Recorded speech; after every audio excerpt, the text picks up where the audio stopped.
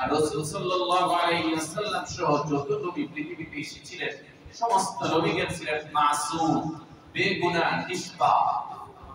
জিন্দেগিতে একটা গুনাহও কোন নবী করেন নাই, কারণ তিনাদেরকে সরাসরি পরিচালনা করতেন আল্লাহ। আমার আপনার মতো তিনারা চাইলে করতে পারতেন না সব কাজ,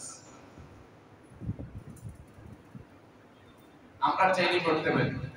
আমরা গুনার কাজও করতে পারি, সওয়াবের কাজও করতে পারি, কিন্তু নবী রাসূলগণের এই সুযোগ ছিল না। তিনাদের সবকিছু পরিচালনা করতেন স্বয়ং আল্লাহ।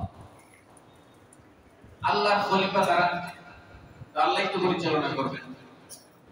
আল্লাহর খলিফা নবী রাসূলগণ হওয়ার কারণে পৃথিবীর সব মানুষ যদি কোন ব্যক্তিকে আল্লাহর খলিফা মনোনীত করে, তাকে যদি আল্লাহ খলিফা না বানান, তাহলে তিনি বাস্তবসম্মত কোন খলিফা হতে পারবেন না। ধরেন পৃথিবীর মধ্যে বর্তমানে 700 কোটি মানুষ আছে। এই 700 কোটি মানুষ যদি কোনো এক ব্যক্তিকে বলে তিনি আল্লাহর খলিফা, তিনি আল্লাহর মনোনীত খলিফা, কিন্তু আমার আল্লাহ যদি খলিফা তাকে না বানান, তাহলে এই 700 কোটি মানুষের দাবিও আল্লাহর কাছে প্রত্যাখ্যানযোগ্য। কারণ আল্লাহর কাছে বাধ্যবাধকতা নাই যে বান্দার কথা শুনতে হবে।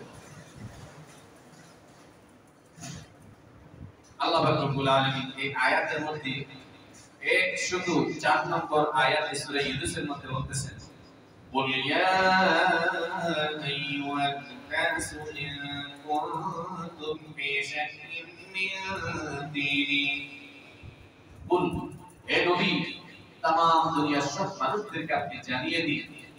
কি জানিয়ে দিবেন?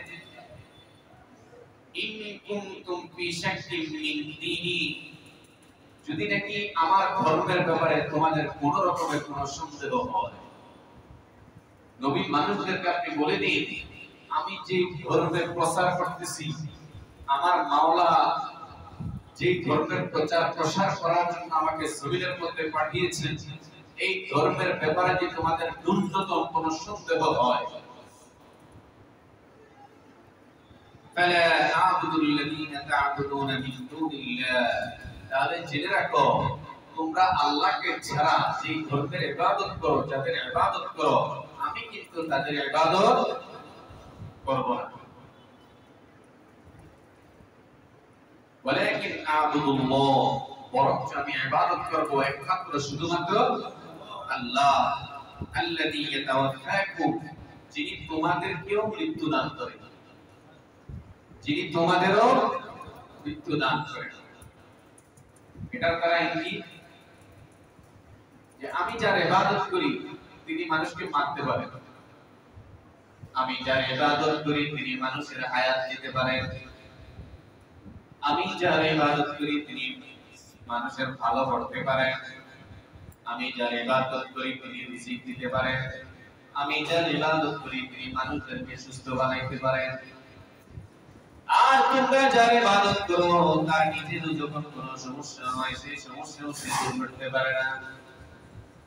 মুরগির গায়ের মধ্যে যদি আপনি খাবার লাগাইয়া দেন, সেই খাবারগুলো ধীরে ধীরে মাছি নিয়ে যায়, দেখছেন না? মুরগির গায়ের মধ্যে পূজার সময় যে এই মিষ্টি দেওয়া হয়, তার নামও আছে।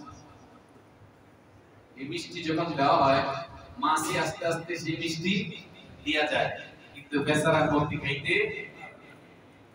তো আমার আল্লাহ রাব্বুল আলামিন আখিরি পয়গম্বরকে বললেন, নবীকে যুক্তির সাথে তাদেরকে সেটা জানিয়ে দেন, তোমরা যার ইবাদত করো তারা কিছুই করতে পারে না, আর আমি যার ইবাদত করি, যে আল্লাহর ইবাদত করি, তিনি শুধু করতেই পারেন না, বরং তোমাদেরও তিনি মত দেন, তোমাদের রিজিকের ইন্তজামও তিনি করেন, তোমাদের হায়াতের মালিক সেই আল্লাহ, তোমাদের রিজিকের মালিক হলো আমার স্রষ্টা আল্লাহ, তোমাদের সুস্থতার মালিক হলেন সেই আল্লাহ, তোমাদের সম্পদের মালিক সেই আল্লাহ, তোমাদের ব্যবসা বাণিজ্য, তোমাদের বিবি বাচ্চা সব কিছুর মালিক হলেন সেই আল্লাহ।